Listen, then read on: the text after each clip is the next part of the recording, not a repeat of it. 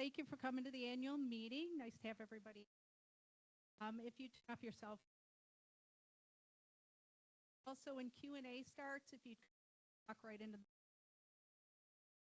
line. That's the only way they can hear the questions, is if you're talking into the mic. Thank you. Okay, I'm Amy Alexander, the community manager. I know most of you, I think. I'd like to introduce the CCMC team if they come up.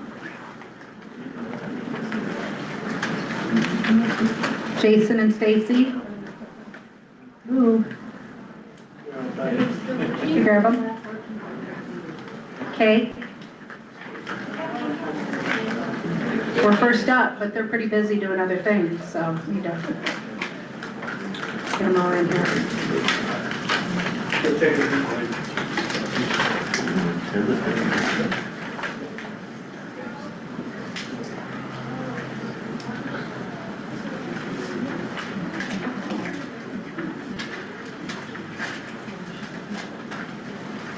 1 second, please.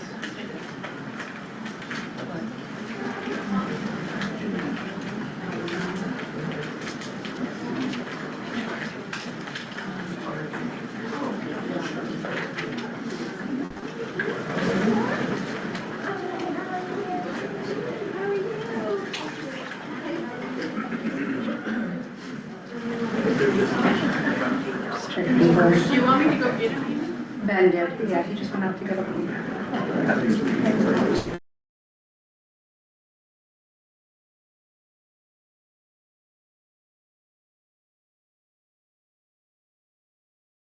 All right.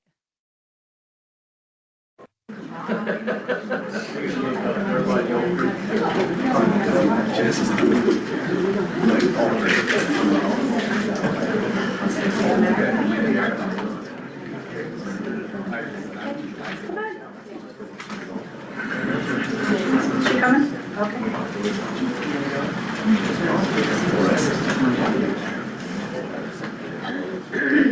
They all look friendly. Don't you think?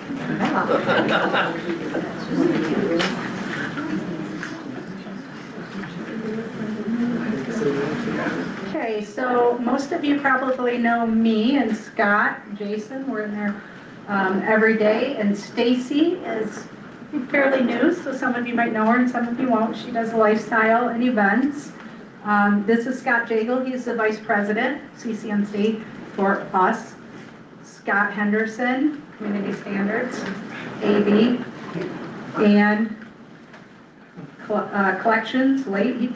He has a lot of hats too. Jason Clement, he's the operations director, and all of you know Kay McAllister.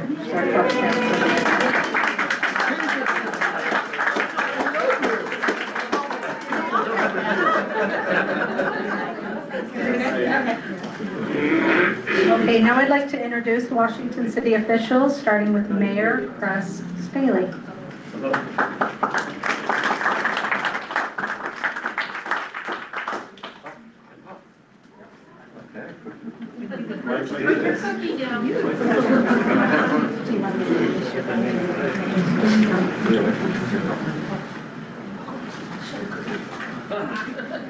All right, so we were debating who should introduce the rest of the representatives from the city. So I'll just start with letting you know that after my remarks, we will hear from Fire Chief Evans. After that, Police Chief Williams, City Manager Jeremy Redd, and I'd like to recognize and kind of put on the spot Council Members Ivy. If you'll come up to the front, Councilman Ivy and Councilman Belliston, I'll invite them to just say a few remarks after Jeremy, if that's okay. I'll just have to come up after Jeremy. I thought you called me up. Well, let's call Councilman Ivy to come up. But I actually always appreciate Councilman Belliston and Councilman Ivy. I'm very, very fortunate to feel the support that they constantly give. So I woke up this morning and was extremely grateful to look north and see all of this white stuff on Pine Valley Mountain. And then I looked east out to Utah Hill, and I saw more white, and I looked west to those beautiful bluffs and canyons out over Zion, and I saw more white, and I was extremely grateful. Although, I have to admit, last night, I was not as grateful for that. Now, I've been here 5 years in a row, so can we just speak a little more personally this time, and we'll just kind of... So I have a son and 3 daughters. My oldest daughter is getting pretty serious with her boyfriend. So he conspired with my wife to surprise her yesterday with a proposal for an engagement. So Lynette and I, we drove up early morning yesterday. We helped set up the venue at the Hell Theater, and we snuck out before they came in and went through. And thankfully, his knees did not fail. He was able to drop to one knee. He had previously received our blessing, and my daughter was just thrilled to say yes. So we'll soon have a wedding this summer. We'll send an invitation out, Amy, if you'll. So we're thrilled about that. But it was a bit of a long day. We had dinner, and then on the way back last night, there was some weather going up. Half of Salt Lake and Utah County was down here over the weekend, and it was just a line of cars going north, and we had a pretty nice tailwind, but we couldn't take advantage of it because of the traffic. On the way back, the wind had gotten even stronger. There was 50 to 60 mile gusts, and I'm watching my gas-powered car, and grateful I didn't have an electric car that night, Jeremy. But I kept watching like the mileage just drop and drop and drop. Then we hit Cedar City about 11 o'clock at night, and the weather turned from wind gusts and rain to snow, like this blizzardy snow coming in. And I remember how many times I had been praying for snow in the mountains and rain in the valleys, and I'm like, really? This is when it comes when I'm driving 80 miles an hour on the freeway? So I did pray, and I thought better of how I would say it, and I expressed gratitude for the moisture that we desperately need in this desert community. And I also prayed that we would make it home safely. I'm happy to report that we did. We made it home, and let me just give you an update on the water. I think that it's important for you to know where we are. We are in, up to this point, up to yesterday, in what many of the reports that I've been told and read through is the most severe drought in the history of the area. Despite that, our reservoirs are hovering at just over 70%. Last night, or yesterday, we received in Washington 0.14 inches of water.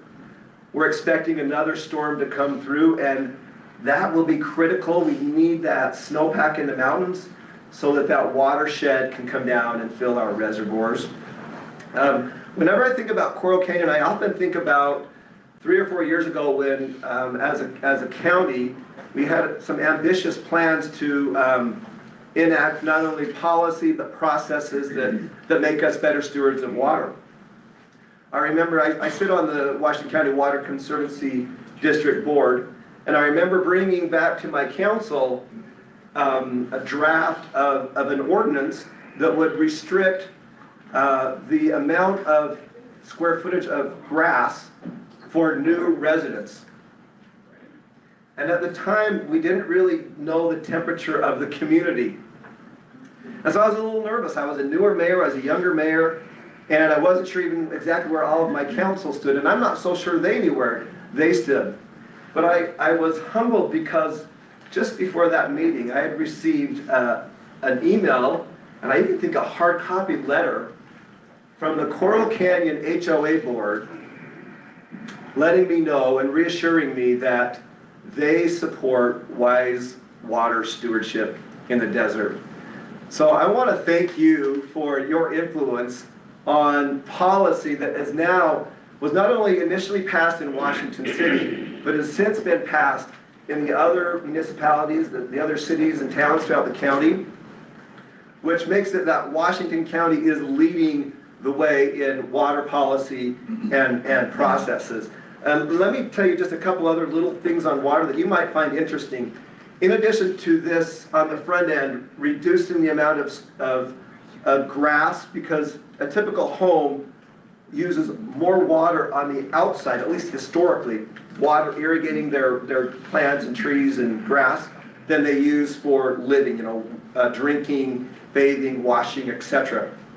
So that said, that's why we tackled this restriction on exterior grass on the front end. Now, for all of those existing homes that have been here, we have this turf buyback program to where the state and the district will fund the removal of what we call non-functional turf. And what that means is, if you only walk on it to mow it, then you're not using it, for throwing a softball or kicking a soccer ball or whatever. So that should be removed. And that program's been happening for the last 3 or 4 years. Well, over that period of time, Washington City residents and the city itself, we have removed turf, but we have removed in excess of 700,000 square feet of that thirsty grass that never gets used. Give yourselves an applause for that. To put that into perspective, Washington City, little old Washington, around 40,000 or less residents, we are number 2 in the entire state in terms of grass that's been converted from non-use to desert and natural scape. That's to put that in a little bit other terms, that's enough for 1,200 additional connections. And again, we're not chasing growth, but the reality is I hope someday that daughter of mine that just got engaged, that her and her husband will be able to move back here and be able to have a home, and that requires having water. Let me talk to you just a little bit about, we're going to hear from our police chief and fire chief. When it comes to the city budget, the biggest part of that is property taxes and sales tax, right? Washington City prioritizes public safety to the tune of 87% of our combined property and sales tax go towards funding our public safety, which is critical, and that's important. But it puts a strain on us, to be able to keep up. So we're excited for some of the commercial growth along the I-15 corridor that's coming. Winco, for example, will come. Other retail, other services will come. But I will tell you, when it comes to your property tax dollars, and I know Jeremy has some exciting news for you on that, but let me just touch on property taxes for a minute. If you take the combined rate of what you pay as a Washington City resident, we are the second lowest of the 15 cities and towns in the county. And by combined rate, what I mean is, I'll give you an example. If you have a home that's worth assessed at $535,000, to Washington City, their small portion of property taxes is about just over $200 per year.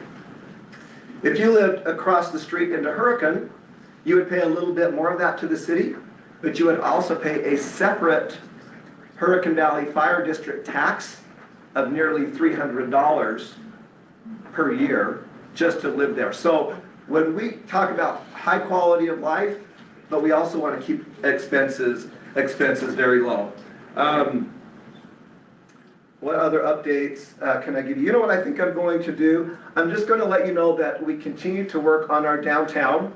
Plans are coming together just slowly but surely. That's improving.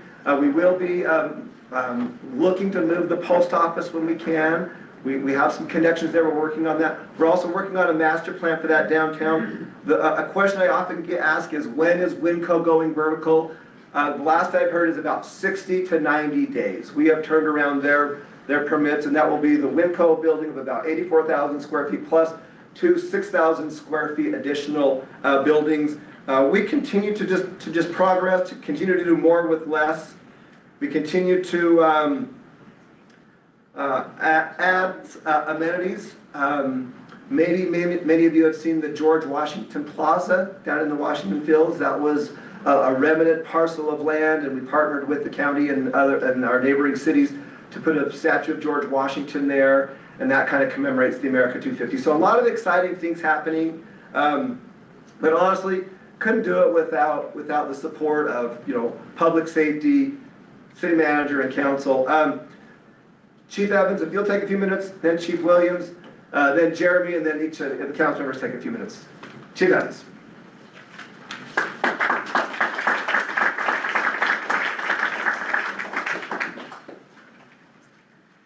Well, I'll try to make this short. I know that we're all waiting for our annual humor update from Chief Williams. So we've been talking about it all day, and we're super excited to hear what he has to tell us.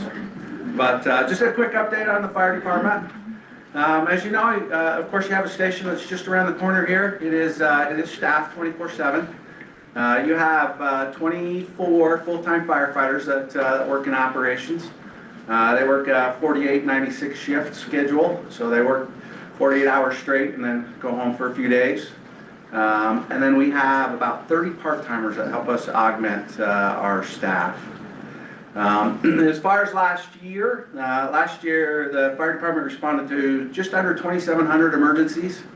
The surprise to most people is just under 1,900 of those were medical emergencies. So we call ourselves the fire department, but it's actually the piece of fire that we do is always shrinking. It's a lot of the other things that are involved.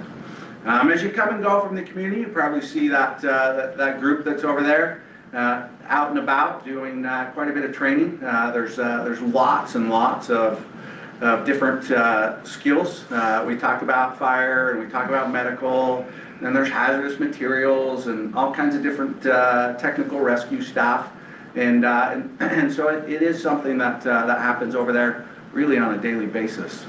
When you look at your community specifically, out here in Coral Canyon, there were about 560 emergency calls out here last year, and right in line with everywhere else, and not just everywhere else in Washington, but everywhere else in the world. About 360 of those were medical emergencies. Just to kind of give you an idea what comes that way. This station over here, as you know, is a joint station. So when you talk about the fire district, that's really half of their responsibility, and then they of course go the other way into Hurricane as well. A couple things that we want to remind you of, and I don't think we need to remind you because we see your groups come in.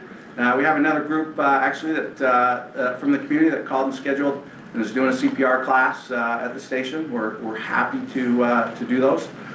We would much rather, if there's a possibility to prevent an emergency, we'd be happy to come and help. And if there's some educational pieces, please call, and we'd be happy to facilitate that and have you over at our place to do that. If you'd just like to stop by and see your fire station, you're welcome to do that as well. So we appreciate the support. It is a different place to work and serve, and that's because of the community that we get to work in, and we appreciate that. We'll give it to Chief Williams so you can beat him up.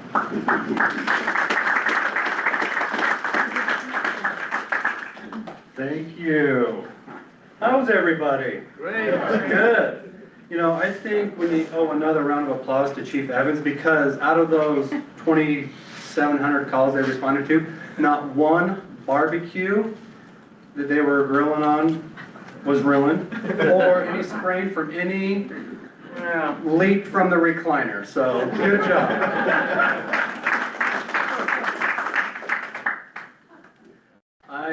So part of my background, I was a firefighter. I started with Washington City back in 2000 and was a volunteer firefighter for them until I came over to the police side of things for Washington City in 07. But I started with the county in 2005. So I just hit 20 years. Last July I hit 20 years with law enforcement. So excited to be here. With some stat sharing, your police department responded to over 12,000 calls for service in 2025. That's not just Coral Canyon, that's across the city. I don't have the numbers directly for Coral Canyon, but you guys know that you live in a very safe environment. You guys have a community that looks out for one another, protects one another, watches over one another, which is huge for your safety and well-being out here. We do still get the calls for service, that, you know, speeders and traffic violators and different things that we're still working on. Okay, I can't solve all the problems overnight, but we're gonna work on them every day. So we're thrilled to continue that partnership with you. Speaking of traffic, we did issue 5,366 certificates of achievement to your drivers that maybe don't pay close enough attention to their speed or other traffic violations. So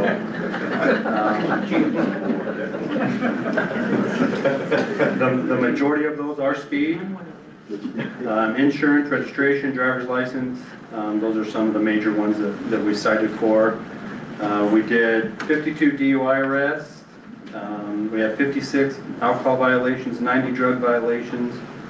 And I mean, we can go on and on about all the different categories of crime that come through our city. But just understand, we have about 41 sworn officers for Washington City right now.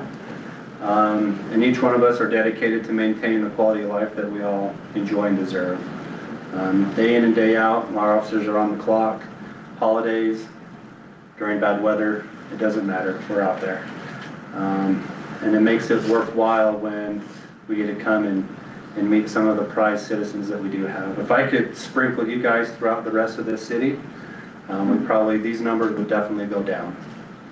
Because you guys do have something special here in Coral Canyon, and a lot can be learned from the rest of the community by your guys' stewardship for the city. So thank you very much for that. That's really all I have. I don't have too many more jokes. We have a Q&A after everybody, so I'll hold for questions, but I'll turn time over to our city manager for a minute.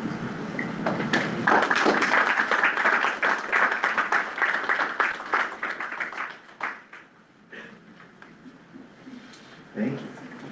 It's almost not fair to go after both of the public service safety people. I mean, I'm just here in my, sweater tonight because it's a little bit cold outside. But I'm going to give you a few statistics about Washington City, and then if you hang tight, I'm going to talk about property taxes. It's a positive property tax message today. But the mayor alluded to it, Washington City now we're talking a service population of just over 48,000 people, meaning last weekend when it's a President's Day weekend and we have all the soccer teams in town and everybody's here to spend time in our nice weather, we have about 48,000 people, which is quite an increase. In 2020, our census came in just about 30,000 people. So we've added about 10,000 people in the last 5-6 years. So it's a lot. We think we're putting in about 2,500 new people a year. Last year we did 887 new homes in Washington City. So a lot of those you're seeing them in Coral Canyon, Long Valley, other places in Washington Fields. So that's kind of how things are growing. Some new businesses and things, I'm sure a lot of you have noticed. The Zion Harley-Davidson did their expansion and remodel. That looks really nice in your area. The Green Springs area, there's a new Residence Inn by Marriott. If you haven't been over there, it's quite nice. There's a new little restaurant in there. If you haven't been over there, it's really nice. Smoothie King, Quick Quack. And out by the airport, I don't know how many of you have been on the new Washington Fields extension, but if you can take Washington Fields all the way down, almost clear to the airport right now, and that'll be open completely to the airport in the next couple of months. But the RS Southwest Logistics Center has 2 new buildings that are opening. Both of them are over 350,000 square feet. So if you ever get out all the way to the south end of town, go check out that new expansion that's happening out there. Some things that are coming soon, there's a new Hyatt Hotel, Home 2 Suites, and Hampton Inn. That's a dual brand hotel that are both coming to Washington. The mayor talked about Winco. It seems like we've been talking about Winco for a long time, but we're in the final stages of their building permit. So we expect to see them break ground in the next 60 days. So that is really coming. I promise you, when we stand here next year, we shouldn't say it's still coming. There's another Homewood Suites that's coming north on Green Spring, next to the new Residence Inn, and Burlington is opening, which is kind of interesting. It used to be Burlington Coat Factory, now I guess it's just Burlington. SUU Head Start is opening a new building. If you've been down across from First Stop on Telegraph, that's what that 2-story building is. is a new SUU Head Start building. Cypress Credit Union is going in. And again, we talked about the ARA Southwest Logistics Center, but they're going to have over 600,000 square feet by the end of 2026. So that just keeps expanding. I want to leave plenty of time for our council members, so I'm going to tell you about the most exciting news. Every year when I come, and every time I talk to someone from Coral Canyon, they say, when is our extra property tax going away, right? That's the #1 question that I get. This property tax started in 2001. And it's what we call a special improvement district, and it's to help with some of the infrastructure that was needed to make Coral Canyon successful. Back then, Coral Canyon was a ways out of town. Now, obviously, it's right in the middle of our city.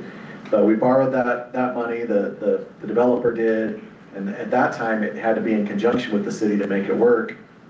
But I am happy to announce that we just did our final calculations. We have a reserve fund that we've been saving for all these years. We're allowed to use that reserve fund to help pay off the last bit of debt.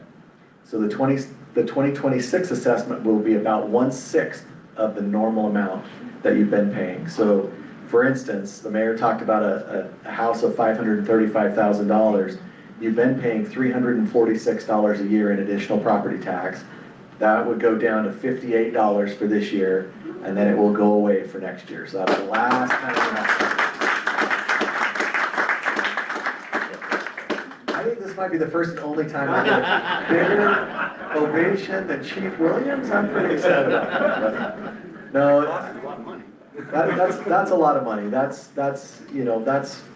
hundreds of dollars back in your pocket, and you deserve to have that back. And we're glad to see the end of that bill come due. And again, Chief Williams talked about what a great community you have, and it's even better when you pay a little less for it, right? So you go back to paying what everybody else pays. You haven't felt like you pay the second lowest property taxes, but you will start feeling like you do next year. So we'll do some Q&A afterwards, and I know most of your questions will be for these other gentlemen, but if you have any questions for me, I'm happy to answer them. But now I'll turn the time over to Councilman Ivey and then Councilman Bellison. Thank you.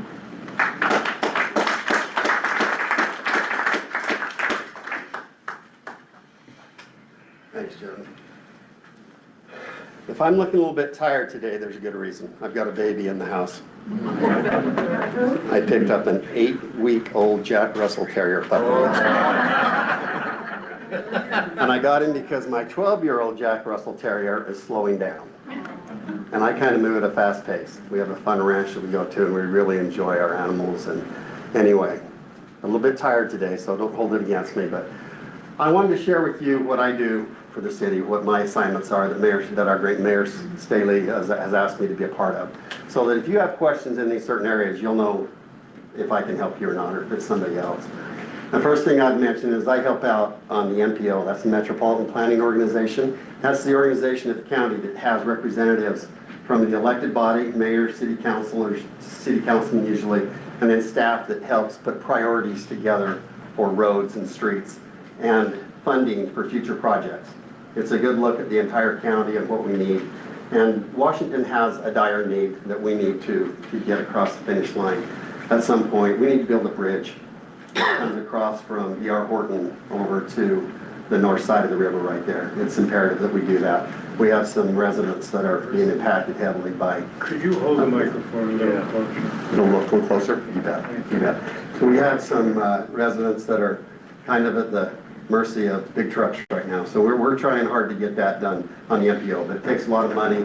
Anyway, that's one of our priorities there. So MPO is one of them. Another thing I do is I serve on the Legislative Policy Committee, which is the organization with the state that looks at all the bills. There's over 900 this year. There's over 1,000 last year. That's a lot of looking within 45 days that the session lasts. So we've looked at all the bills and tried to make sure that we have the right response to them. Some that we're in favor of, some that we're opposed to, some that we're neutral on. But we work through the League of Cities and Towns on that. I also serve on the State Water Working Board and the Land Use Task Force. So where Mayor Staheli works locally with the county, I work more on the state level with the Colorado River Authority. That's a co-op where we worked with all the upper and lower basin states that services the Colorado River. So it's the cities that put, or the states that put into the river and the ones that take out. And so just in very short, we put water in we need to preserve those rights, because if we don't start using them, we're gonna lose them, because other states are they're really looking hard at what we're not using that we are actually entitled to. So we were very involved there at the state.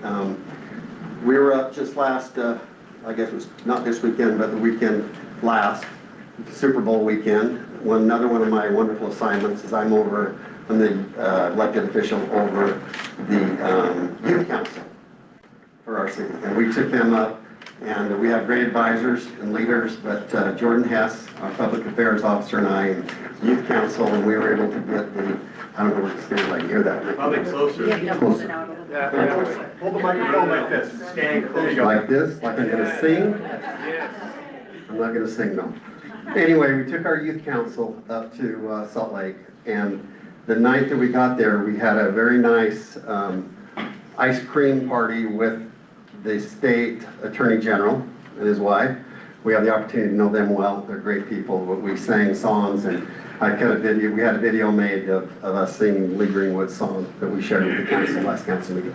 But anyway, we had a great trip up there with the youth council, but it's very important that we stay in touch with the legislation that's going to drive our lives, and we do a great job with that in the city. Our council and mayor has prioritized that, and we try very hard to make sure that we know what's going on, what bills are coming, what we support and what we don't. So that's really, I don't want to take a lot of your time. I know you have a lot of very important business, but please feel free to reach out. I have a lot of friends. I'm looking at lots of friends in here. Please reach out if you have any questions. I'd be happy to come visit with you and answer your questions, but I'm very proud of your community. Coral Canyon is one of those places in our city that it really, and it's been mentioned before, it kind of leads the way in personal conduct in our city. We always know that we're going to have well thought out conversation with our citizens here, that there's always two sides, and I appreciate that, because it helps us start at a higher place so we can get to where we all want to be in the end. So thank you so much.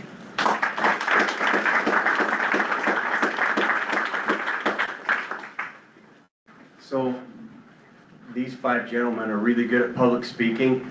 Me personally, I get terrorized by public speaking, right? As I think a lot of people do if you don't do it on a regular basis. But those of you that don't know me, my name is Troy Bellis, and I actually live in Sienna Hills, just over the hill. So I live close by, pretty involved in this area. I think that like Coral Canyon, Sienna Hills has been a great development where they've done some responsible design and layouts and things like that. How many people in here were raised in southern Utah? 4, 5, 6, right? The rest of you, growth brought you here. So welcome. I don't think growth is a bad term. I think it's a good term as long as we plan things out, plan things long term. You know, I'm people that, if you don't know me, my profession is commercial development and general contractor. And so for me, being at the city level is development on a bigger scale, right? How do the nuts and bolts fit together? And so it's been, I think, valuable to have somebody with that mindset on the council, and I've enjoyed, participating and contributing to the extent that I have. The mayor and city manager brought up taxes in the past. I think that it's important to note your taxes are going down at the city level, but I get a little frustrated with where some of the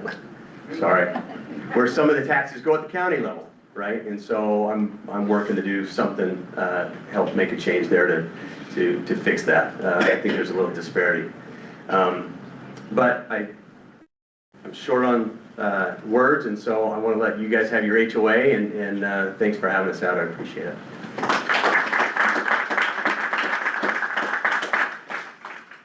Are there any questions for Washington officials? Okay, if you could come up to the microphone, please. Jeremy? Yes.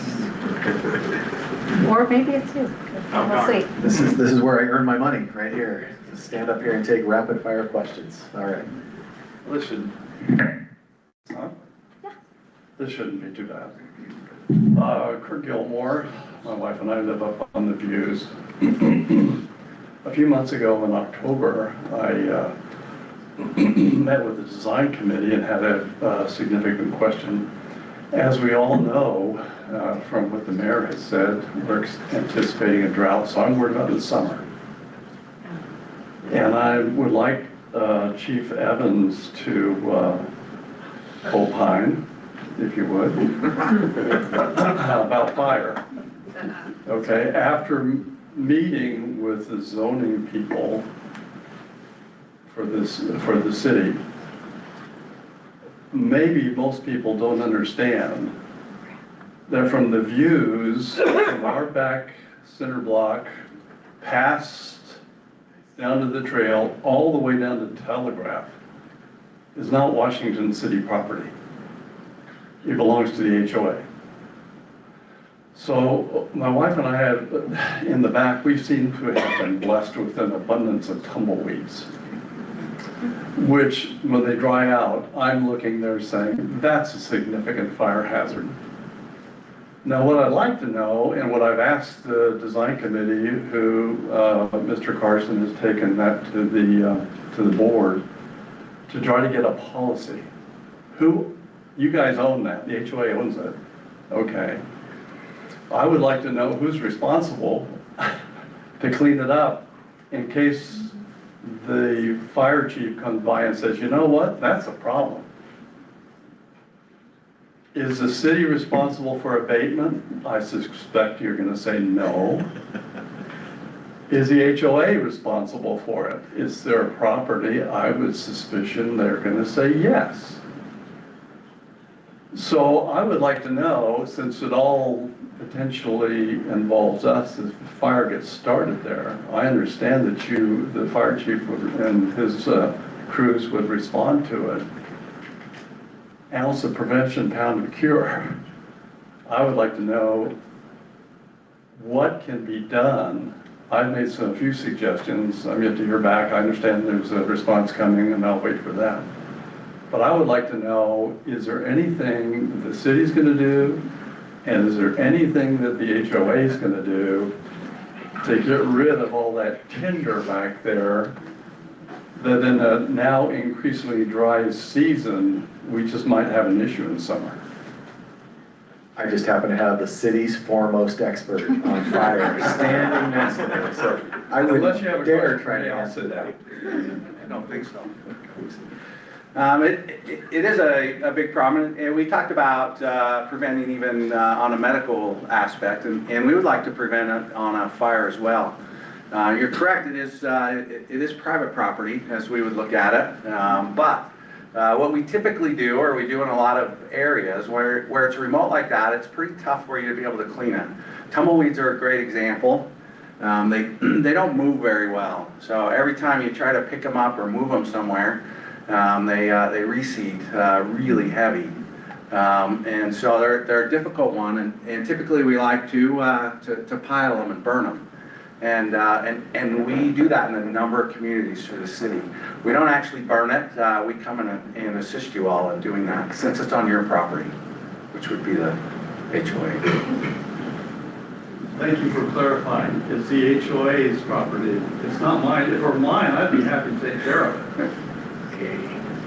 But it's not mine, and I really don't want to do the HOA's work for them. I have done it the last 2 years, but I'm just wanting to offload that responsibility to somebody else.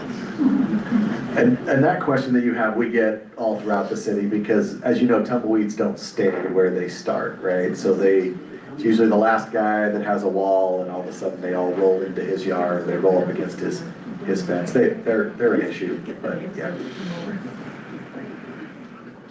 Any additional questions? Say after here. Good. Excuse me, is there an answer or no? I think the answer is yes. If the issue belongs to the HOA, and they can coordinate with the fire department if they'd like to have them help them burn them. That's the answer I heard, is that? Thank you. Okay. Jeremy, this is for you. I'm going to put you on a hot seat because I already talked to my 2 favorite city councilmen. Okay. And they're unaware of what's going on here. So I'm going to assume the mayor probably doesn't know either. But can you explain the new policy from our city utility department on the 5-day grace period to the 1-day grace period? And how is that in the best interest of our citizens? That's a good question. I don't know that I can. I don't know the answer off the top of my head, I'm sorry. Or did you understand the policy and what's going on? I do, yeah. Not paying your utility bills. If your bill is due on a Saturday, it has to be in on a Friday. If it's due on a Sunday, it has to be dated that Sunday. So my question is why, if the city department is closed, not working for the citizens, how is it you guys make money off the citizens? I've been here 14 years, and I never ever had a late fee until last week. Oh, that doesn't sound good. I don't know the answer to your question, to be honest with you. So Okay, that would be one I'll have to. who's in charge of changing policy and authorizing that? The utility department, I'm sure, made that change. So, yeah, but I'm happy to look into it for you and let you know. Yeah, no problem. Okay. And I think you're talking about, so you have your due date, and then you have the date that they start charging you a late fee. That's the due date. So you There is no grace certainly can period. pay early, and a lot of people do, and I think that's. But for years, probably my the right bank was answer. set up to pay either the day before it's a Friday, or the day on Saturday, or the day after it's on Sunday, because those aren't business days. Yeah. That's the way it's always been. Okay. But I read online that one lady paid her bill in the bill box Friday afternoon, got charged a late fee because the office was closed and didn't accept the bill until next Monday. Yeah, So I don't think that's fair at all. I haven't heard any issues, to be honest with you. This is the first I've heard about You're it. going so to. I'm happy to. You're going to. Well, I did. It's on the Washington City page now. You're going I did to. now, and I'm happy to look into it for you. I made a note, and I'll check on that.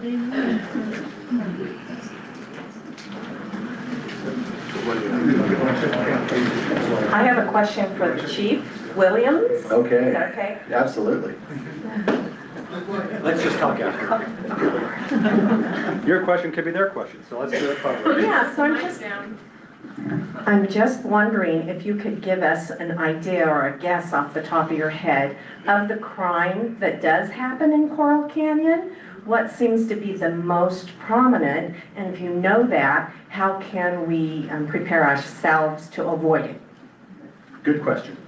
So, I'm working with our GIS department, and we are actually we've gathered the data, the crime stats over the last 5 years for our city, because I'm actually working on sectoring our city to have patrol officers in dedicated areas of the city.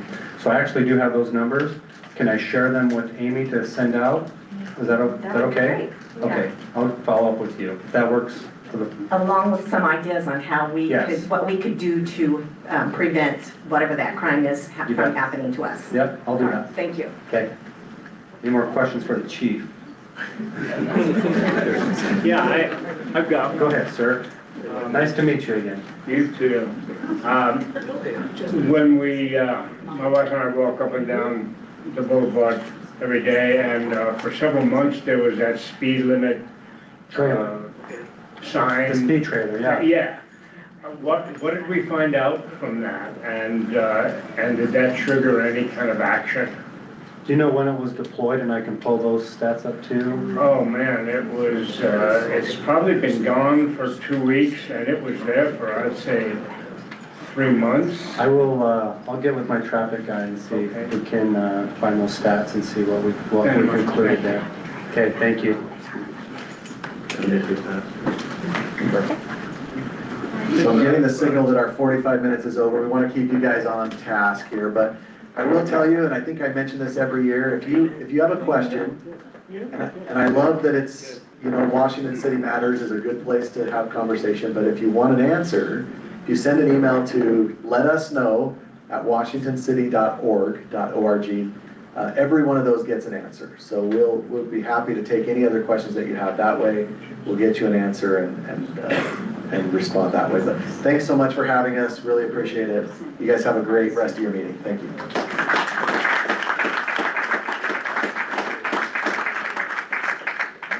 Hello, everybody. This is Ilan. I want to introduce our current board of directors. If you could stand up. We have Amy, Brandon, Mike, Paula, sorry, Paula, Brandon, Go ahead, stand up. It takes me 5 minutes. Okay, Mike Bowers, there's, Jeff Carson, and where are you? Nancy Adams. We have a new board member coming in. That's Jason Rogers. Congratulations, Jason.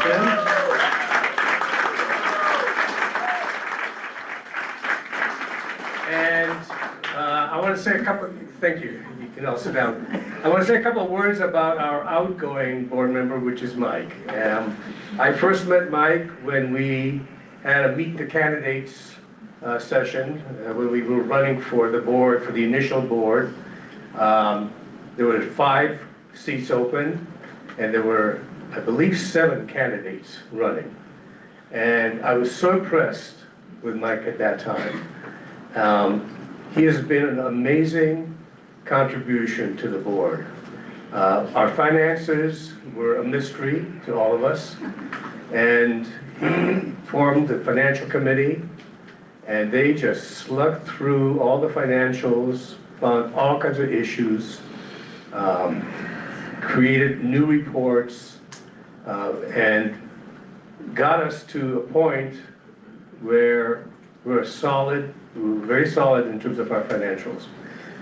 Not only that, his experience in city council, and I guess also planning commissions as well, was amazingly useful for all of us. We were all newbies in this job, and Mike's experience just was, I don't know how we would have gotten through some of this stuff without Mike. So I really want to acknowledge his contributions, and I want to give a big hand and thank you.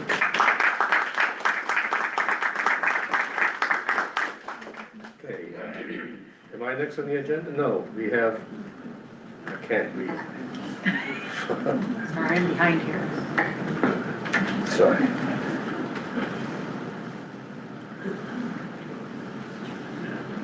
Next. Okay, we have Father Mikhail, I can't say the last name. What? I'm sorry, I forgot. Allison is also involved with the board on a continuing basis. She is a board officer and has taken the amazing task of trying to organize a bunch of people, board members as well as residents, in trying to go slug through our governing documents, and we're slowly getting through those, and more will come out later in the year about that. We don't have much to say about that right now, but she also helps us in composing a lot of articles and communication, and I used to think I was a pretty good writer until I met Allison, and now she just reminds me of my English teacher, putting everything in red. So thank you, Allison. Let's see, next we have Father Mikhail Giannakakos, is that correct, Father? He's going to give us an update on the Greek Orthodox Church that we have.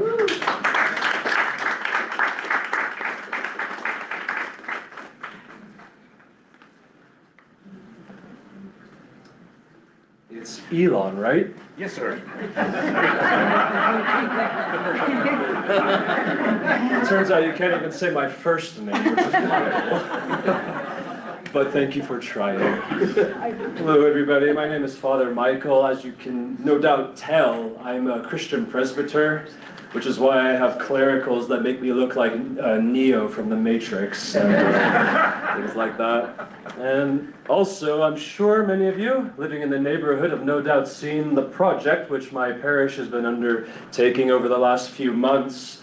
A few years ago, before I moved here to Utah, the church had acquired a 3-acre parcel of land here in Coral Canyon, and I have the distinct honor of converting that land into something very beautiful, a traditional Eastern Orthodox Byzantine-style temple. And yes, it's true, the Christians use that term temple, and have done so for about 1,700 years, before anyone in North America ever thought to use it too. So we're happy to be here, and as you can see, the framing project is about halfway completed. Over the past few days, the steel framework, which makes up the interior of the church temple, is being constructed right now, so that, like a crown, eventually the magnificent dome, which you probably have all seen as you've been driving up by, it's a lot bigger than I thought it was going to be, but it looks great, will be lifted up on a crane to sit like a crown at the very summit of the whole temple. That's cool. I believe, God willing, if I'm not misinformed, from the contracting firm, that March 14th looks like it will be the day which the crane will lift up after all of the framing has finally been complete, and you'll be able to see what is essentially the missing second half of the entire building. That the dome will be able to sit at the very top of it. I believe that's going to be a Saturday. I hope to do it, blessing, prayer ceremony at around 11 in the morning. I will, of course, communicate all of this through the HOA office so that it can be distributed to all of you, because like everything that we're doing at the church, these are all public events. You don't need to be a member of the church to have to participate or to be educated on some interesting Christian history, things like that. It's unique and exotic in this part of the world, but it is the world's predominant religion. And Eastern Orthodoxy comprises the second largest group of adherents behind Roman Catholics across the entire world. So, learning a little bit of this might enrich your travels if you ever decide to go vacation in Europe or go to parts of the Middle East. This style of architecture and the presence of the church is global, and many national countries still adhere to Eastern Orthodoxy as the state religion of their traditions. So with that, as the course of the year completes itself, the framing is one of the biggest projects, and it's sadly one of the things that's outside the control of the architectural team and the contracting team. It's a real shame the city officials decided to leave, because it's through their offices why we've been delayed significantly. So wise of them to avoid the chastisement of a priest. That's a very uncomfortable moment to go through. But regardless of all of that, I think all of the hurdles are mostly completed, and then everything else-wise is contractually taken care of in-house by our resident MG Holmes, whose head Carl is in fact another resident of Coral Canyon himself. He's come here in years past to speak a little bit on the project in support of it. So as you see the framing go up, gradually the remaining of the building will be completed, God willing, to open officially and for have the church transition itself onto the property in the last quarter of the year. I truly hope it will be sooner than any delay might cause for us, but somewhere between hopefully September to December. What a great Christmas gift that would be. The church finally opens. So this is our hope, and we are also really hopeful that the church is in a position to continue the other phases of the project as soon as this one has been completed. For those who came to years past, I have given a presentation on the grand themes and idea of the entire property. There's at least, we confirmed another adjacent building, which will be sort of an all-purpose room, its own built-in chapel, as well as office spaces and classrooms and all the things that you know churches to need in service to its people. So perhaps that might be a project which is kick-started next year. And we'll spend the rest of this year completing the design documents and working through the approval of the city to be able to construct. So I know there's a Q&A later. If there are any questions, should I reserve them till then? Oh, you can ask. What's that? You can ask now, it's good. Oh, if there are any questions related to this, you're allowed to ask now if you want. If not, I've shared with 1 million people, as soon as it's completed, even when it's not fully complete, the priests and the people of the church love to give tours and love to explain the history and theology of Christian architecture and its symbolism. I've told many a person, the outside of our temples look magnificent, but the magic, so to speak, is really the inside, where hopefully we will launch an iconographic program where the amazing frescoes depicting the events of the Gospels and all of the scriptures and the lives of the saints is encapsulated in magnificent color and imagery so that the gospel is proclaimed not only in words and in speech through the pages of the scriptures, but visually and audibly in the hymnography and the prayer tradition of Christianity. So when it's built, gawk on the outside all you want, but really come inside and ask to meet with me and have a tour of the place. Because it really is magnificent, extraordinarily beautiful, and rich in theology and symbolism. And I'm just very excited to offer this gift to the faithful and to all of the people who are living in the neighborhood. I thought I knew what an icon was. Can you just explain to me a little bit more the term iconography? Sure. Icon, literally from the Greek, just means image. We use this terminology a lot, like icons on your desktop or in your phone. Just an old word which means an image of something. So Christian iconography is depicting the events of the scriptures and of church tradition, literally as pictures in a way. The life of Christ, famous events from the Gospels, his crucifixion, his resurrection, the multiple miracles that are attested to in the Gospels. But beyond all of these things, because traditional apostolic forms of Christianity, don't really believe in a doctrine of sola scriptura. So there's a lot of information and content of Christian tradition, which is beyond the scope just of the books of the Bible that most people are familiar with. There's a tradition of saints and of holy events which take place throughout all of Christian history. Their lives are depicted as well as a witness that the gospel has been proclaimed to all men throughout all corners of the world, and that all are called unto the newness of life in Christ. And that's what icons are. And if you are more curious, just go home and Google Orthodox iconography, Christian iconography. It's done in a particularly interesting Byzantine-style art style, which, unlike Western Christianity, relies less on realism.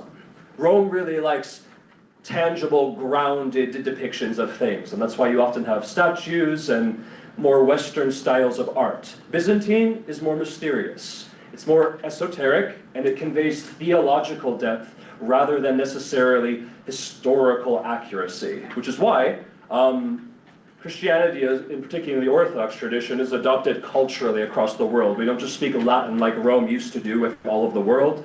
It's integrated into the native culture, which is why I've seen some interesting icons out of East Asian countries. And they depict Jesus as looking like them, though historically Jesus is Jewish and from the Middle East and is far, far, far away from being an East Asian heritage. But they make him look like that as a form of identification, that he has assumed the fullness of their human nature as well, and an affinity for the fact that they culturally embrace him as well. So iconography isn't about realism necessarily, it's about theological confession. Hopefully that's helpful. And I don't want to turn this into a seminary thing, but I will. I'll do that. Are prayers or devotions offered to any of these icons? So the traditional practice is a form of veneration. We must be very careful. And for anyone who's confused, and I understand we live in a very interesting theological world with not exactly a rich depth of religious education historically, confusing the idea that this is in any way potentially idolatry. I would simply point you towards the lived, expressed tradition of Christianity throughout the entire first millennia, including in the early centuries, as well as re-familiarizing yourself with the Second Council of Nicaea, which debated this issue exactly, whether or not Christian iconography was a resurgence of pagan idolatry. And it was confessed that no, worship to God through the veneration, which is categorically different than worship, does not equate to idolatry. And that the Christian confession of the veneration of the holy ones has been consistent and present since the apostolic age and is in fact necessary for worship of God.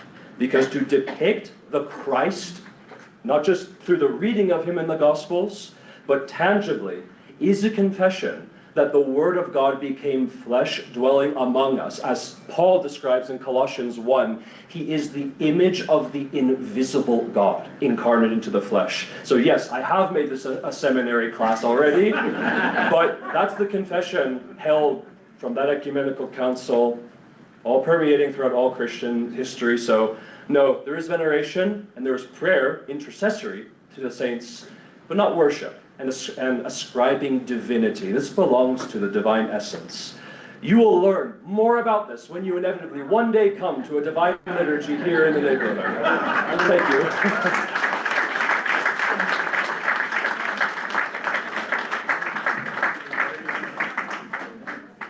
All right, it shows 15 minutes for my section. The good news is that I'm going to take about 2 or 3 minutes.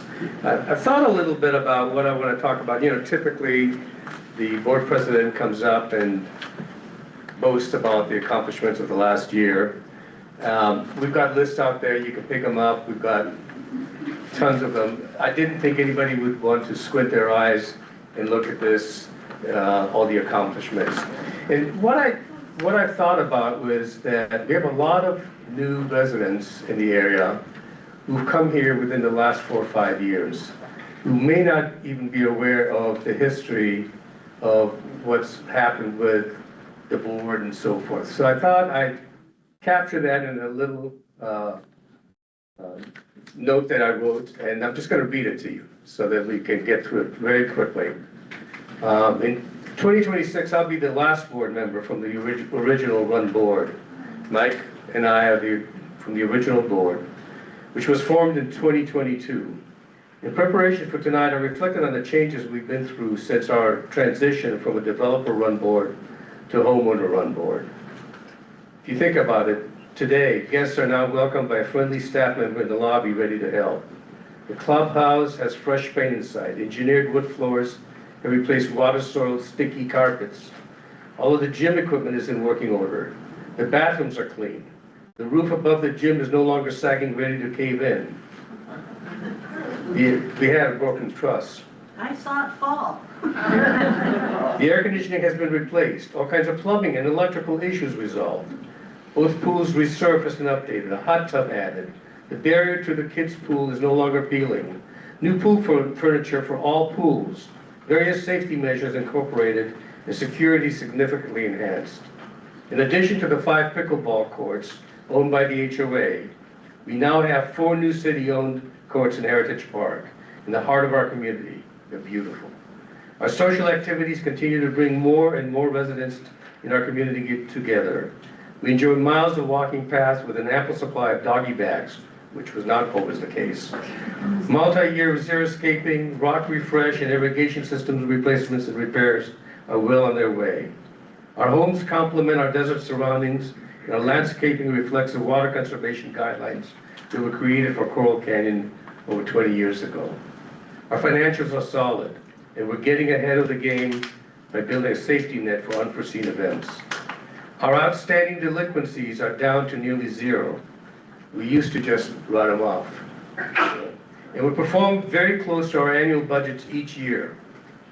Every one of our vendors has been vetted through a formal bid process that included residents as well as board members.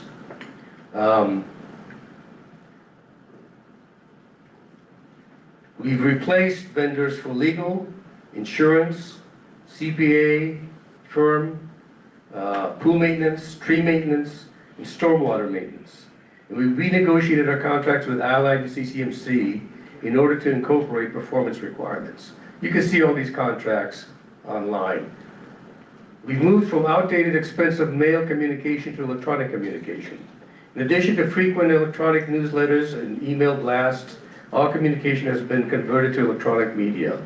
And our website is the source of all HOA governing and financial documents, links to recordings of our board meetings, as well as other additional information about our community.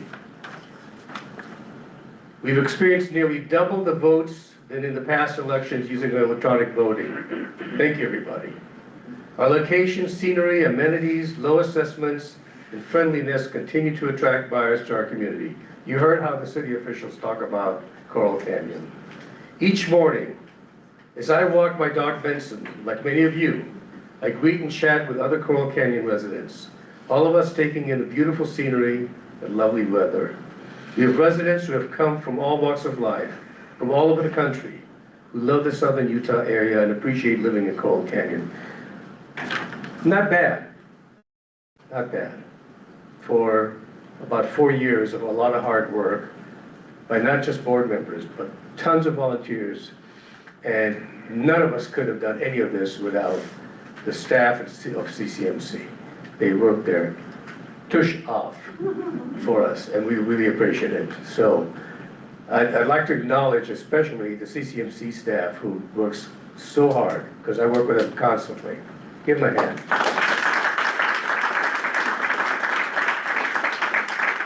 Next on the agenda is Jeff. And Jeff, you can introduce the next person.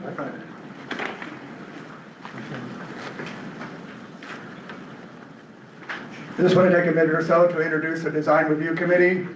So we have Dixie Kingham. Dixie, if you'll stand up, she's the chair of the Design Review Committee. And Karina Danzy, is Karina here? She's not here, she's out of town. Oh, she's out of town, okay. She's kind of our design and color specialist, and she was reelected for this year to be back on the Design Review Committee.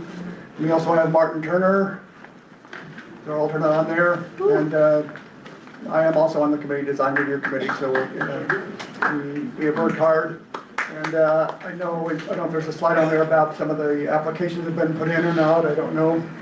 So you can see that 155 total DRC submissions were submitted last year. So that tells me that people in Coral Canyon love their homes, they're trying to improve them, they're making great strides to keep things looking good in Coral Canyon, and we really appreciate that. So thank you all for taking care of your homes. Is that right? And so now I would like to introduce Mike Ballas, who is going to do the financial review. Mike?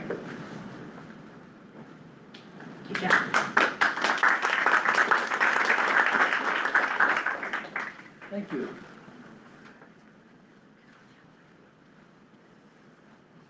Am I doing the slides or you? Okay. I'm trying to keep up with you. Let's go ahead. First of all, I'm not. Hey, Mike. Can't hear you. You're talking to me or this? Okay, I got it. You want me to stick the mic in Mike? First of all, I'm not a member of the Finance Committee. It's my privilege to present their information to you tonight.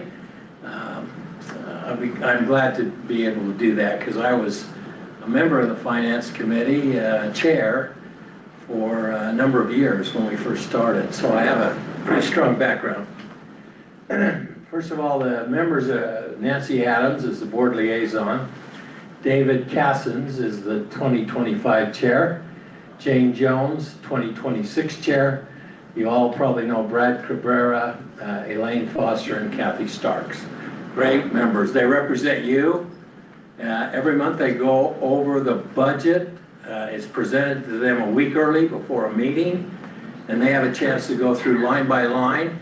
They look at the expenditures, they look at the over expenditures, and they make sure that somebody's got their mic in their face. So, all right, we'll go through the 2025 budget and then 2026 budget. In the 2025 budget, our income in the master budget, that's on the left side, our plan, was $1,306,946. It's hard to believe that in a short number of years we're at $1.3 million in our budget. That to me is amazing. Our expenses were $1,126,946. Our reserve contributions are $180,000.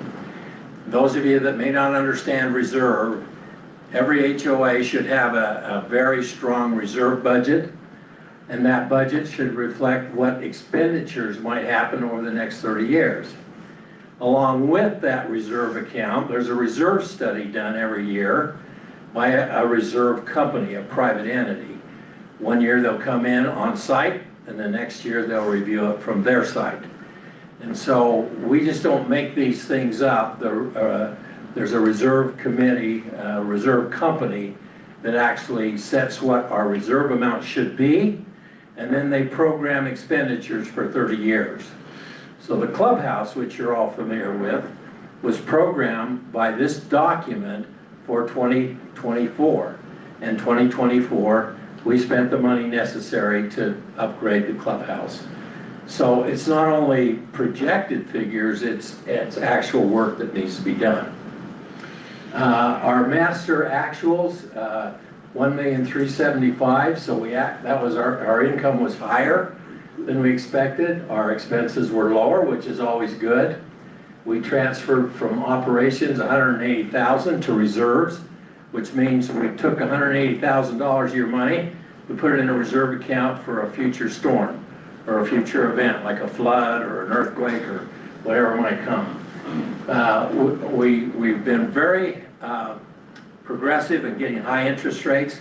We generated $20,000 in interest, total revenue of $200,700, but you can see our expenses were over that. That's the trouble. We're chasing after dilapidated facilities and sprinkling systems, and it's costing us more than what it should. Next slide. The master budget for 26 is 1.425, so you can see we've gone up from 1.3. Our budget expenses are 1,225,196, and our budget reserves are 200,000. If we can put in 200,000 into reserves every year, it stays constant because we spend right between 160 and 200,000 in projects that need to be done. I'll show you some of those projects in just a minute. And so on the views, their budgeted income, 87,000, total revenue, and 87 from transfers. The views had accumulated so much money because they were under construction for so long. Every time a house was sold, money came into these accounts. So it got so big, we had to pare that back. So we charged them half an assessment. So they went for a year, year and a half, and they only paid half what they would normally pay. Well, now we have to take that back because that holiday's over, but it got our budget in line. So the views actuals were, revenue was 94,000, expenditures were 160, so they were 66,000 over. That shows that it's time to charge the full budget again. But that allowed us to bring that amount down so that there's not so much in that account. The views reserves, interest income 11,000, expenses 8,000, transfers 58,000, and net income is 54. The views budget, their budgeted income for 26 is 157,921, budget expenses 142, transfer to reserves 15,000. And as you can see the note, the views assessment has ended. Okay, the views reserve fund, contributions 15,000 and 135,000 expected for 2026.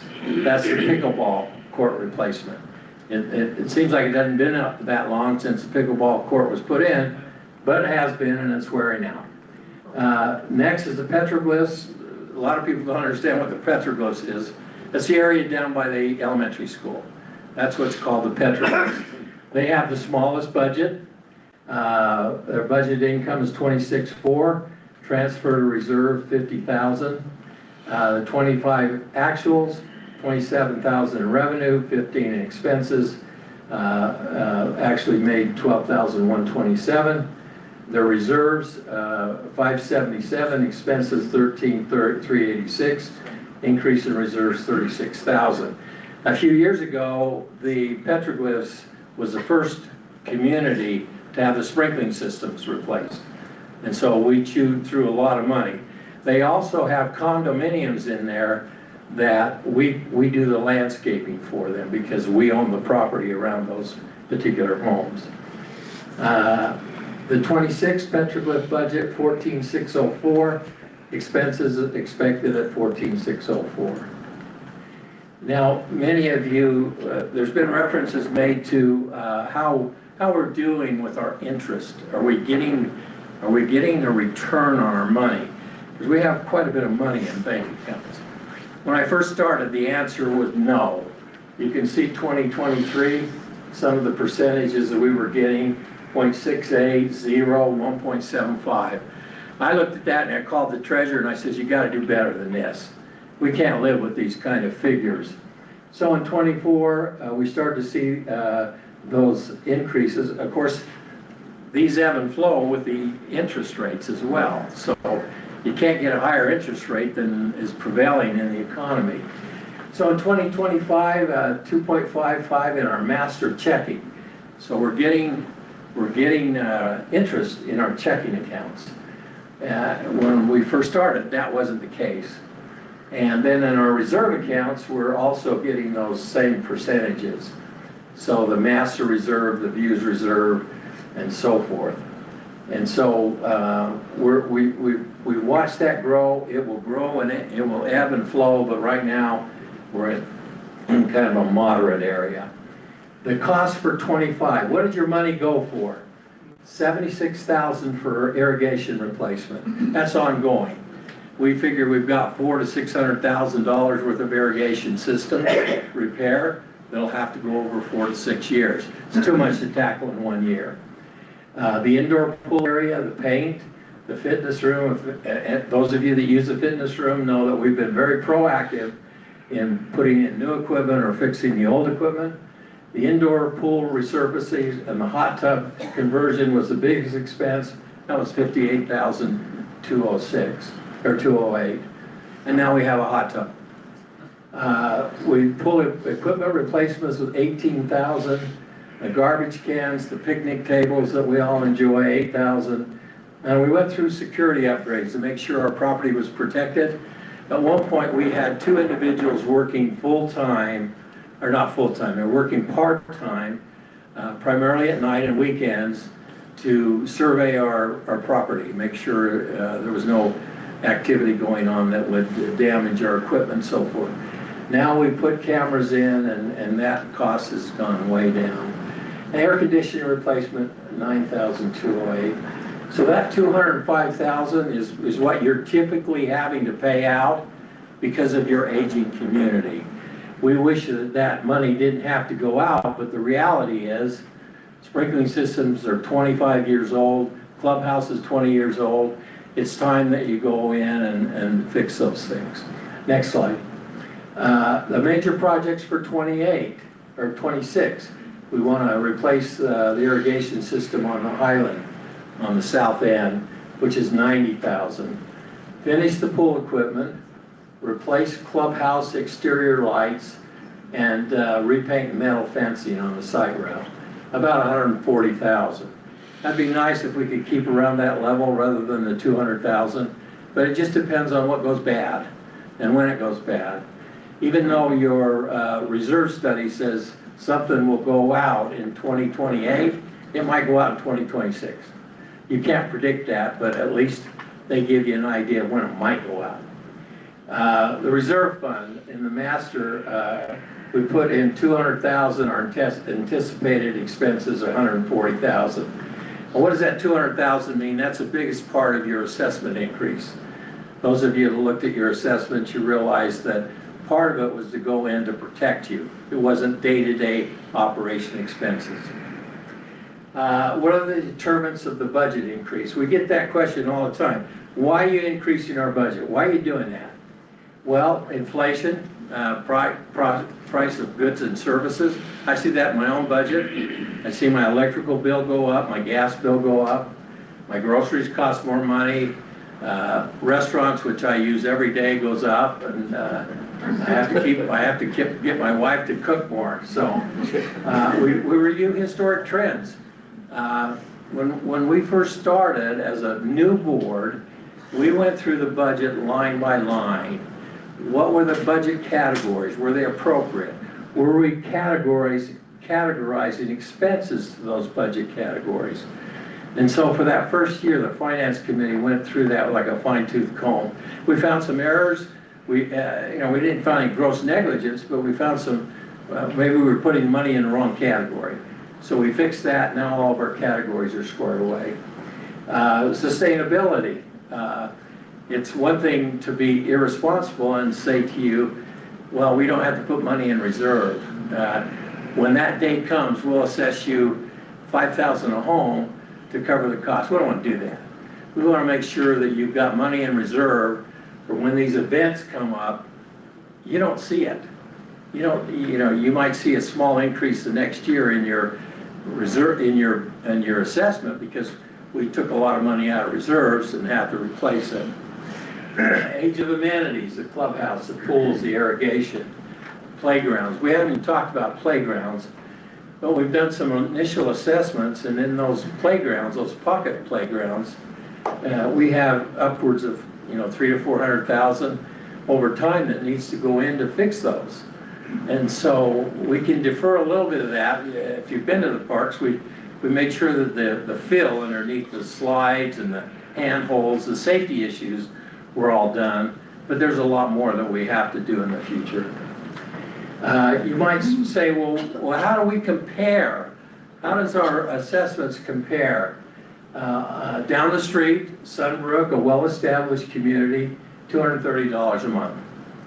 Sun River, on the other end, down by Brigham Road, very high-end kind of a HOA, $180 a month. Solace, up the hill from us, $145. Brio, which is kind of a sister institution that is managed by CCMC, $120 a month, and we're at $91. And so we're the lowest of all the major HOAs. I look at my own budget. When I started, it was $50 a month. Now it's $95. So in 8 years, I've gone up $45. Divide that by 8, it's $5, $6 a month. My assessments have gone up every year. I don't feel too bad about that. I wish you'd keep it to 0. And as a board, when we started, we wanted to keep it at 0. But there's too many, as I mentioned, too many things that impact the budget to do that. Also, when we came on board, there was a lot of delinquencies. There had not been a lot of action taken either by the law firm that represent us or our own staff. And when the new staff came on board, Amy and her crew, we took it upon ourselves to reduce that. So we've gone from 72,000 delinquencies down to 6,000. Now that's money in your pocket. That's money that you wouldn't have had if we had written it off. And we were writing it off before because we weren't collecting it. Now we are. We're very active, and you can see what happens when you're active. And so you're getting your fellow homeowners to pay their assessment. And everybody should pay their assessment. We shouldn't subsidize other people's assessment, and that's our position as a board. Their position as a board, I should say. I'm off. And with that, I'll turn the time over to Paula. Thank you. Thank you. Just one thing before she takes over. Thank you for the opportunity you gave me to serve you. It was an incredible experience for a bunch of board members that had not come together. Some of us had, I think I was the only one that had HOA background. To come together and be where we're at today, I think is amazing. And the group of people I worked with, not only Elin, but Bill Starks and Nancy and Ray Olson, we just dug in and we got everything done that we needed to get done, and that's where we're at today. And we've got great new board members, and one of them is standing right next to me, Paula. I'll turn the time over to you and let you take over. Thank you, Mike.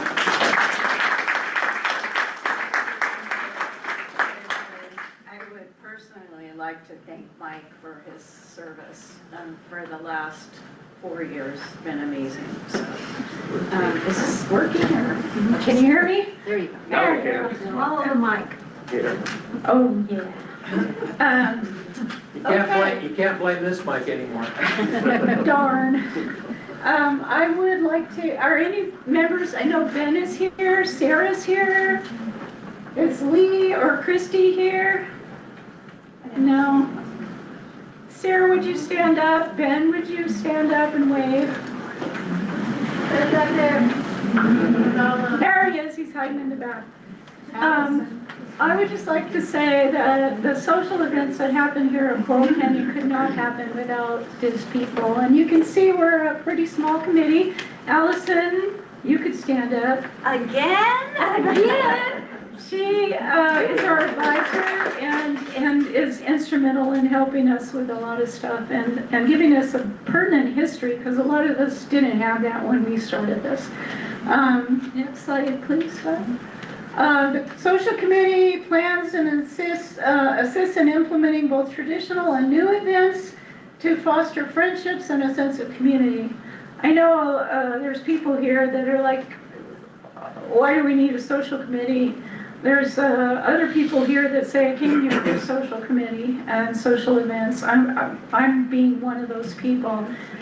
Moved to a new area and wanted somewhere where I could come in and become part of the community. And the social events and the committee really enable me to do that. So, excuse me, I'm getting croaky.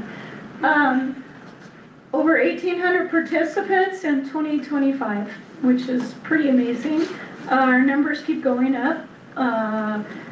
We've done some really cool things. If any of you, did anybody go to the fall festival here? Yeah, it was a lot of fun. We had line dancing and country western and really good barbecue, games for the kids, and just, you know, we put our heart and soul into these events. So I'm very happy with what we've done. We got some new events coming up next year along with some old favorites. And the St. Patty's Day at Coral Cafe, TBD. We may change that. The Easter egg hunt is always really popular with everybody.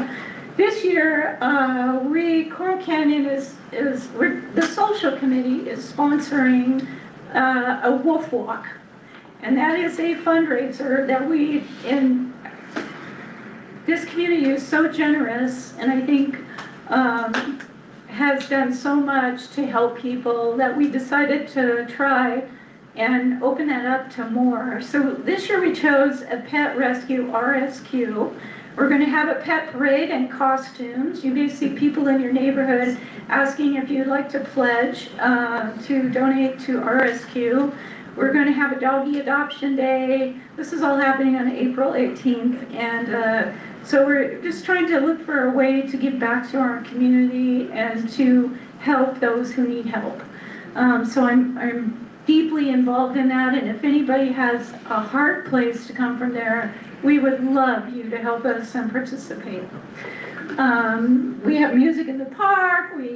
Cinco de Mayo is possibly happening. So there are a lot of things that will be coming down the pipe. Watch for it in your chronicle, and we like to send out email blasts. So, and all of you who participate, and all of you are more than welcome. We love partying and playing with you. Thanks. Oh, yeah, clubs. Quilting Club, I recently joined. Is anybody from the clubs here besides me? No. Hiking club? No. Anyway, yoga's awesome. Who's that? Hiking club. Hiking club? All right. Hiking club's been going on for quite a while, I think. I haven't been able to join yet, but I've joined the quilting club, I started the yoga club, and then we have some other clubs going on too. Pickleball club's pretty out there. They're good people. So thank you all. Out there, Paula, out there. They are out there, Sue. I've heard some really amazing things about pickleball people here, and I've been blessed to have had a potluck that had been arranged last year with the clubs, and the pickleball club featured prominently in that. So thank you all. I think that's it.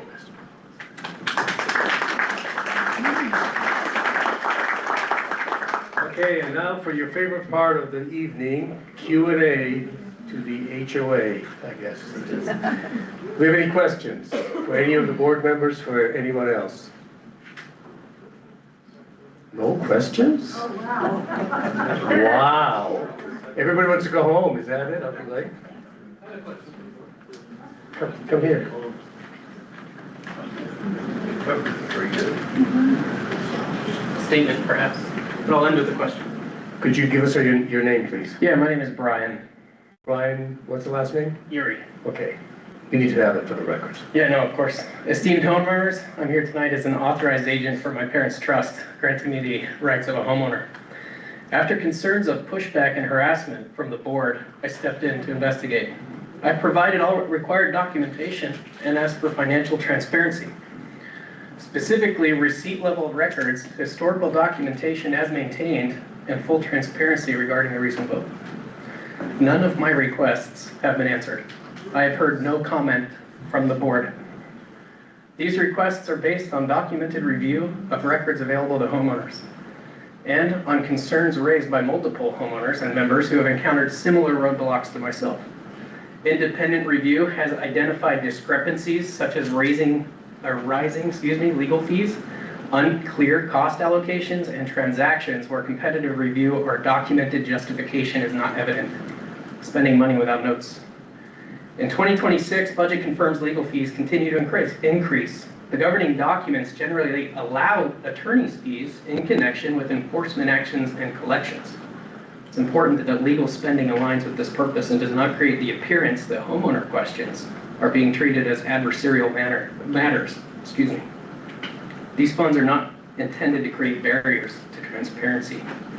We are conducting activities such as raffles and bingo style events that can carry regulatory requirements and potential legal exposure if not properly structured and documented. These activities both generate revenue and cost the association money. Yet the level of oversight and compliance documentation is unclear. Getting to my question, sorry for the delay. When I asked for receipt level records, clarification regarding how these activities are accounted for and regulated, I was referred to association counsel rather than provided transparency.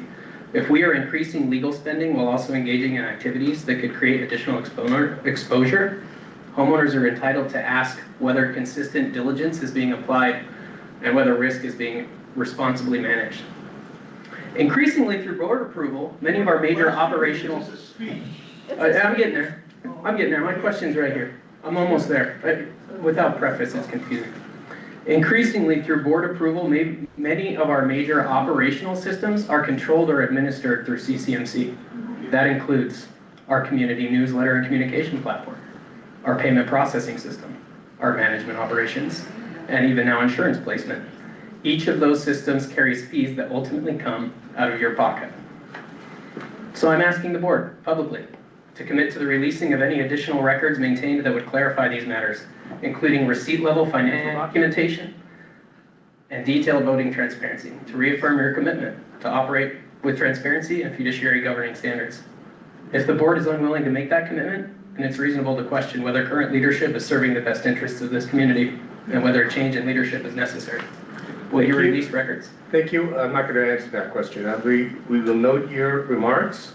We've received your communications, and the board, as it can, will review all those, and we'll get back to you. No, thank you. Any other questions? Yes.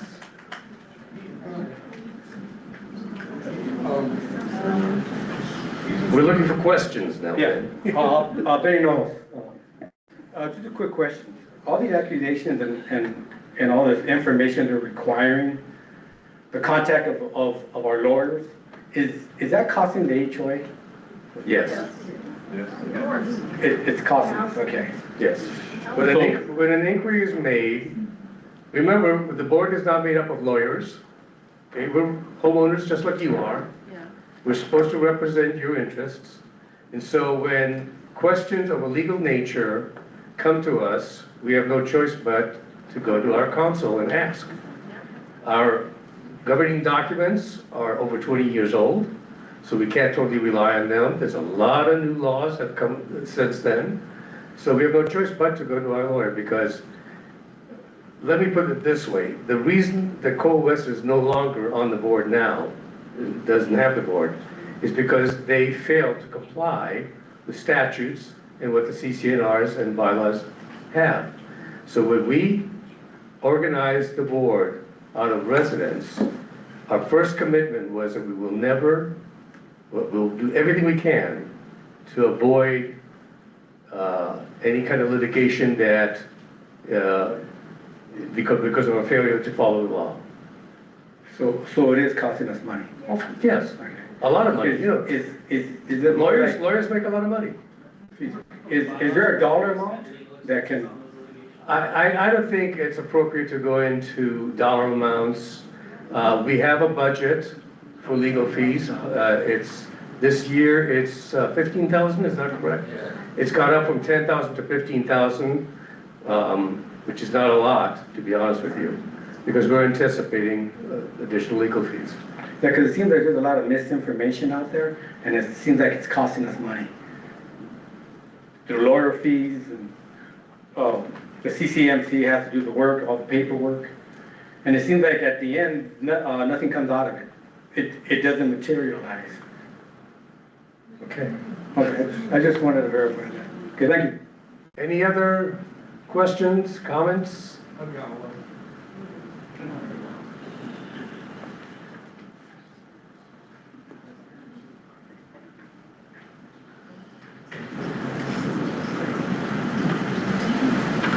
Sean Dickinson. My question is, transparency wouldn't cost a penny. What's wrong with that? That seems like all he was asking for. How do you answer that? Has he hired a lawyer and brought it in against the homeowners association?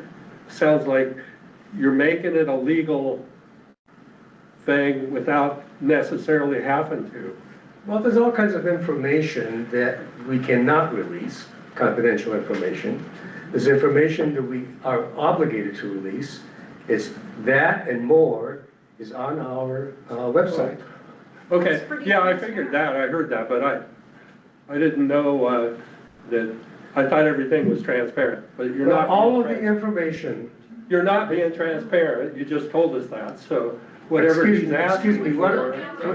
Excuse me, I'm What trying he's to answer the asking question. for is, let me ask just this and then I'll be quiet.